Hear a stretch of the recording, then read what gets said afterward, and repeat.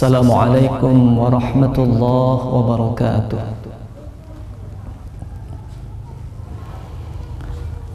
A'udzu billahi minasy syaithanir rajim.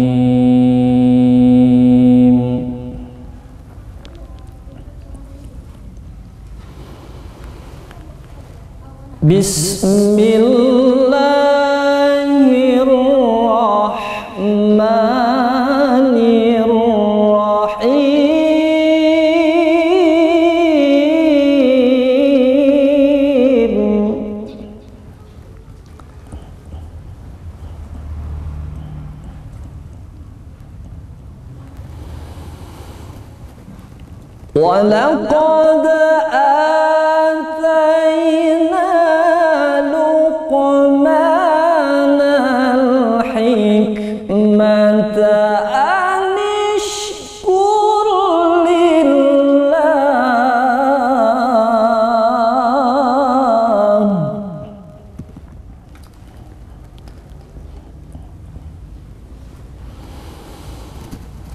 وَمَنْ فإنما يشكر لنفسه ومن كفر فإن الله غني حميد.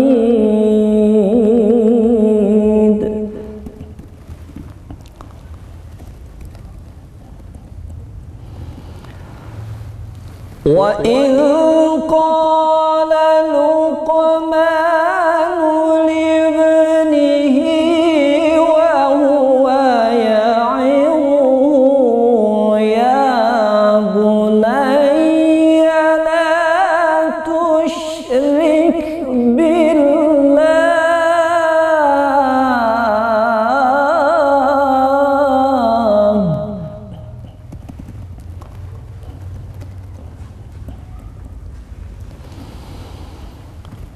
Inna syirka lazulmun azim.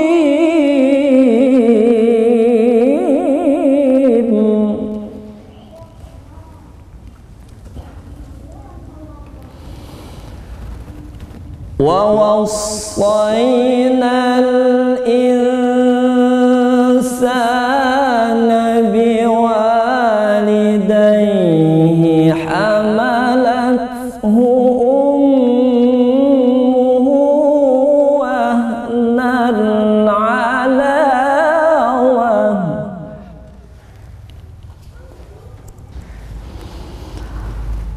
hamalathu ummuhu wahnan ala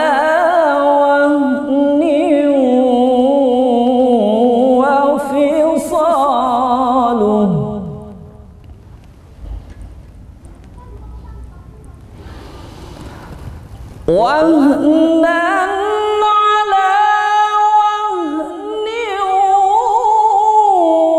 وفصاله في عامين أن اشكر لي ولوالديك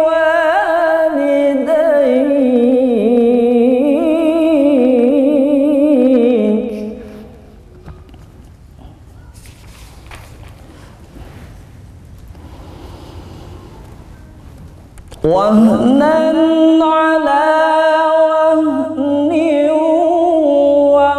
وفصاله في عامين أن اشكر لي ولوالديك إلي المصير.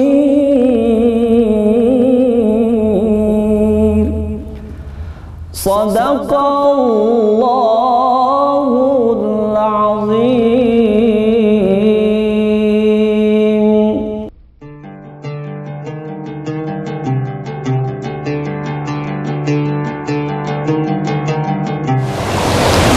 Aku berlindung kepada Allah dari godaan syaitan yang terkutuk dengan menyebut nama Allah yang Maha Pengasih lagi Maha Penyayang.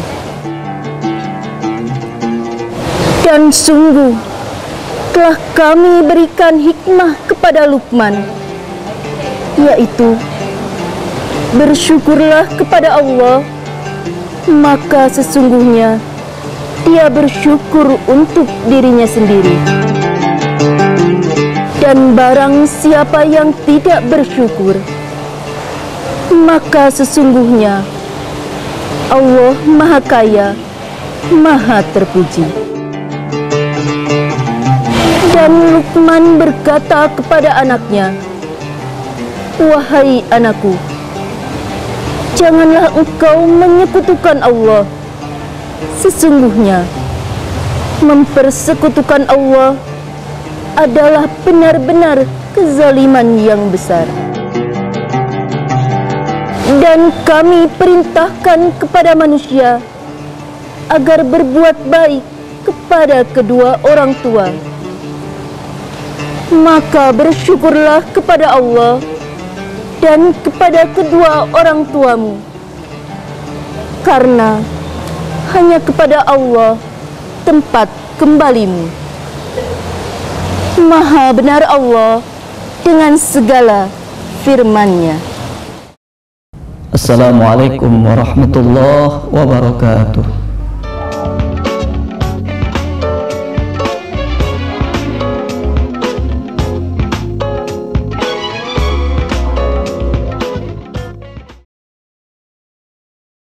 Bismillahirrahmanirrahim. Assalamualaikum warahmatullahi wabarakatuh. Waalaikumsalam. Alhamdulillahillazi hadana li hadza wa ma kunna linahtadiya laula an hadanallah.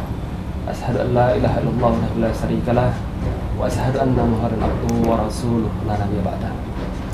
Pemirsa RPTV dimanapun Anda berada, alhamdulillah sore hari ini kita kembali berjumpa dalam acara Mutiara Ramadan Penuh hikmah. Alhamdulillah pada sore hari ini aliran sesat. Assalamualaikum Pak Pastor. Waalaikumsalam warahmatullahi Bagaimana kabarnya? wabarakatuh. Alhamdulillah. Baik pemirsa, adapun aliran sesat mungkin setelah kita memahami bersama begitu banyak di negara yang kita cintai ini. Untuk itu mari kita dengarkan bagaimana aliran sesat ini yang sesungguhnya yang berada terkhusus di provinsi yang kita cintai ini. Ya, Pak Profesor, kita telah tahu bersama begitu banyak aliran sesat. Mungkin yang penting bagi kita masyarakat awam itu ciri-cirinya gitu. Iya. Mana aliran sesat itu? Iya, jadi masalah kesesatan atau dalam bahasa Al-Quran itu disebut dengan dolal, itu diakomodir begitu luas oleh Al-Quran. Karena sesat dalam beragama itu bisa merusak semua tatanan kehidupan beragama seseorang, baik tatanan akidahnya maupun tatanan ibadah dia. Nah, jadi yang harus diwaspadai betul adalah kesesatan dalam akidah. Kepercayaan terhadap suatu agama itu mulai dari pengakuan wahyu sampai kepada pengakuan nabi atau rasul yang membawa wahyu itu. Oleh karena itu di dalam surah Al-Fatihah itu diingatkan bahwa agar kita hati-hati dengan kesesatan agama-agama sebelum agama Islam. Nah itu, jadi itu. Nah jadi mengapa kesesatan ini diakomodir oleh Al-Quran? Karena beragama itu harus melalui proses keyakinan, keyakinan terhadap Tuhan, kemudian keyakinan terhadap Nabi, Rasul, dan juga keyakinan terhadap apa yang dibawa oleh Rasul itu, yang disebut oleh wahyu. Maka di dalam Islam itu sebagai akidah poros ya. Kita diperkenalkan rukun Islam dan kita diperkenalkan rukun iman. Kemudian ada pengakuan wahyu yang lain selain wahyu yang diterima oleh Nabi Muhammad. Ya, oleh karena itu juga diperkenalkan selain wahyu, mukjizat, ada istilah karamah, ada istilah irhas, kemudian ada istilah maunah. Nah, yang seperti ini kan perlu dipahami dengan baik agar jangan sampai orang salah dalam berakidah itu. Kemudian kesesatan itu bisa juga dalam masalah ibadah. Jadi dalam masalah ibadah, karena memahami dalil-dalil hukum itu tidak sesuai dengan kaedah-kaedah memahami ayat Al-Quran dan tidak sesuai dengan kaedah-kaedah memahami hadis. Dan implikasi dari itu bisa saja orang sesat dalam kehidupan bermasyarakat. Ada pengakuan pada seseorang yang memahami agama bahwa sayalah yang benar, orang lain itu salah. Karena orang lain yang salah, maka orang itu dikafirkan, takfir. Maka lagi-lagi salah satu kriterianya dalam masyarakat itu, kalau ada paham kelompok orang yang sampai mengkafirkan orang lain, ya, mengkafirkan orang lain, nah ini salah satu tanda-tanda bahwa paham agamanya itu perlu diluruskan, perlu didampingi. Nah ini. Karena untuk mengkafirkan itu tuh perlu tidak melalui jenjang apakah dia sebagai seorang mujtahid misalnya, atau dia seorang muqallid misalnya, atau dia seorang yang muttabi. Muttabi itu mengikut pendapat yang sudah umum, tetapi dia memahami semau dia. Oleh karena itu salah satu cirinya memahami ayat tidak berdasarkan kaedah tafsir, memahami hadis tidak berdasarkan kaedah hadis, memaksakan pendapat sendiri. Ya, karena kalau memahami ayat Al-Quran, ini ayatnya konteksnya apa dulu, asbabun nuzulnya apa, alur cerita ayat ini, hubungan ayat ini apa, nah, itu. Dan tidak boleh sepotong-sepotong bahwa Allah itu sebaik-baik penipu. Lah kalau ayat ini tidak dipahami dengan ayat sebelumnya dan konteks sejarahnya, orang bisa saja bilang kita boleh menipu, Tuhan lagi penipu. Nah, karena kalau diterjemah apa adanya ayat itu, ya Allah itu sebaik-baik penipu. Ya, jadi kalau kita melihat fakta di masyarakat ya pada saat ini, ada kelompok yang dikategorikan sesat karena tadi bertentangan dengan 10 kriteria yang sudah dibuat oleh Majelis Ulama Indonesia. Tapi sebetulnya tidak mudah juga untuk sesat itu. Jadi kita juga tidak mengatakan misalnya kalau ada praktek agama yang seperti ini dan itu pada batas-batas khilafiyah atau furu'iyah, maka itu bagian daripada ikhtilaf yang tanawu, ikhtilaf yang bervariasi. Tetapi kalau sudah menyangkut poros utama tadi, misalnya bahwa ibadah haji itu tidak perlu ke tanah suci haram, kemana tempat yang kita anggap suci. Nah ini kan sudah bertentangan dengan apa poros utama ajaran agama itu. Sebelum sesat itu ada namanya apa al-baghy ya, al-baghy. Jadi al-baghy itu bunga-bunga sesat. Nah, ini yang harus kita waspadai dan kita bimbing. Jadi istilahnya kalau di MUI itu ada fungsi ijabiyah, memberi jawaban terhadap persoalan agama itu, dan ada fungsi irsadiyah, memberi petunjuknya. Kemudian kalau sudah menyangkut apa nanti butuh sampai kepada fatwa, maka ada fungsi untuk memberi fatwanya. Jadi belajar agama itu sebetulnya bagian daripada tausiah. Jadi watawasau bil haqqi, bagaimana kita saling mengingatkan teman-teman kita, saudara-saudara kita yang keliru atau salah dalam memahami agama itu. Jangan sampai agama itu ternoda, tercelai. Karena tujuan dari belajar agama itu yang pertama adalah menjaga agama itu sendiri. Karena agama Islam itu sangat rasional. Jadi kalau salah memahami agama, kena doktrin, kena apa, misalnya orang tidak menjadi rasional. Kemudian yang ketiga, apa berikutnya? Keempat, memelihara keluarga, hifdzun nasal, keturunan. Kemudian hifdzul mal, memelihara harta. Jadi selama tujuan agama itu lima hal itu terpelihara, insya Allah tidak keluar dari relnya atau sesat. Itu. Jadi memang alhamdulillah negara sudah perhatian dengan aliran sesat ini, karena ya sekilas tadi Bapak informasikan bahwa banyak bahayanya juga dari aliran sesat ini, baik untuk kenegaraan maupun di masyarakat sosial gitu. Ya, jadi itu dampaknya daripada aliran sesat itu. Pertama tadi agama itu tercoreng, tidak terpelihara. Oleh karena itu diperkuatkan lagi di Indonesia itu ada istilah penodaan agama. Jadi ada pasal yang mengatur bahwa apa yang dilakukan oleh masyarakat itu bagian daripada penodaan agama. Kalau itu sudah mendapat esensi dari masyarakat melalui putusan pengadilan, maka seseorang itu melakukan penodaan agama. Jadi sebetulnya kita cukup berbanggalah di Indonesia terhadap pengemasaran aliran sesat ini. Tapi bagi kita sesama Muslim itu adalah bagaimana tausiah bil haqqi dan tausiah bis sabri itu.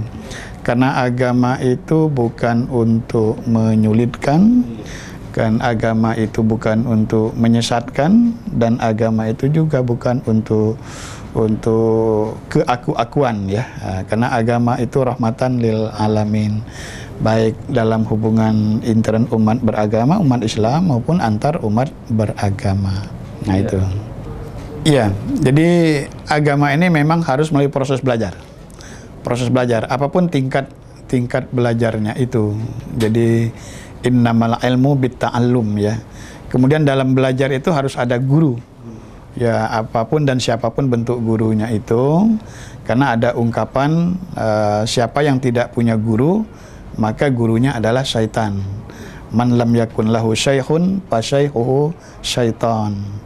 Kemudian belajar melalui proses literatur agama yang muktabaroh istilahnya dalam agama, sumber yang jelas. Dalam belajar agama itu ada jenjang tingkat kitab-kitab yang muktabaroh, kitab-kitab yang standar. Jadi saya kira kalau agama dipelajari melalui proses ini, insya Allah terjadi proses dialog, terjadi proses pendewasaan dalam beragama itu, sehingga sampailah kepada keyakinan seseorang bahwa apa yang dia lakukan ini, praktek-praktek ibadah yang dia lakukan ini ada sumbernya, sehingga nanti dia bisa saja menjadi seorang yang mujtahid tadi, bisa saja menjadi seorang muttabi tadi, dan bisa saja menjadi seorang yang muqallid, yang bertaklid, berpandu kepada pendapat kelompok lain atau orang lain. Yang tidak boleh itu kalau kita beragama itu ya berdasarkan komunitas kita sendiri atau kelompok kita sendiri. Nah itu. Iya, menarik. Setelah pemerintah telah memberikan solusi bagaimana pencerahan kepada masyarakat, kemudian masyarakat juga melakukan pencerahan untuk dirinya, melindungi dari aliran-aliran sesat. Kemudian ya pasti ada juga mereka masih ngotot ingin mengembangkan aliran-aliran mereka. Lalu apa yang mesti dilakukan oleh masyarakat dalam rangka mencegah aliran-aliran sesat seperti itu? Iya, yang bersifat individual. Nah ini tugas setiap kita untuk melakukan pendampingan, pelurusan terhadap orang tertentu. Dan kalau dia sudah membentuk kelompok, maka kepada masyarakat dihimbau untuk melaporkan kelompok itu sehingga tidak menjadi resistensi dari masyarakat, dan jangan sampai apa yang mereka pahami itu menyebar kepada masyarakat lain.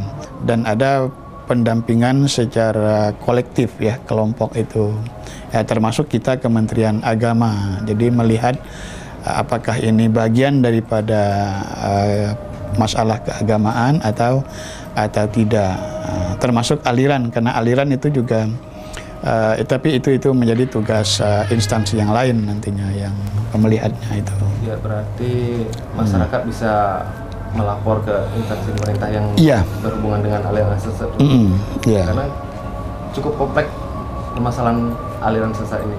Jadi masyarakat harus juga berperan aktif dalam rangka melindungi diri mereka sendiri.